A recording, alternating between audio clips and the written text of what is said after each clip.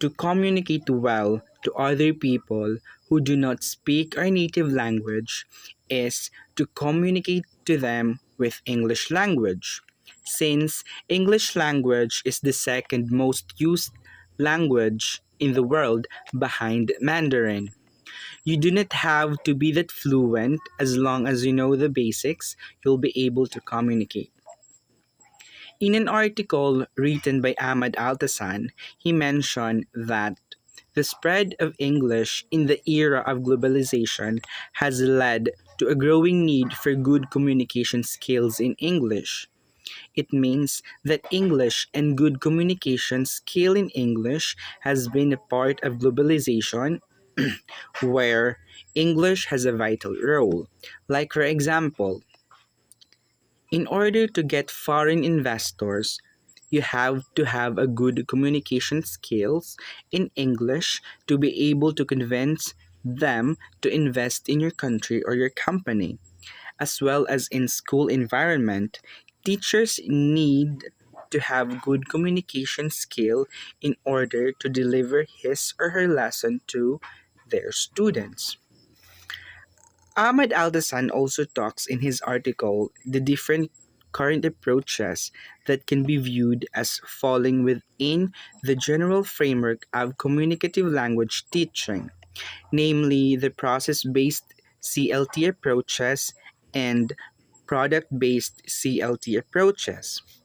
The CLT or communicative language teaching does a lot to expand on the goal of creating communicative competence compared to earlier methods. In this, teaching the students how to use the language is important as learning the language itself. It is important to teach students how to use the language because it allows them to express their feelings and thought. It is unique to their species because it allows us to express different ideas and customs within different cultures and societies. We can understand ideas and thoughts that are different from our own culture. The important learnings or takeaways that I get from the article is that English language is really important in the communication aspects. The striking statement that captured my attention is English in the era of globalization has to lead a growing good communication skills in English.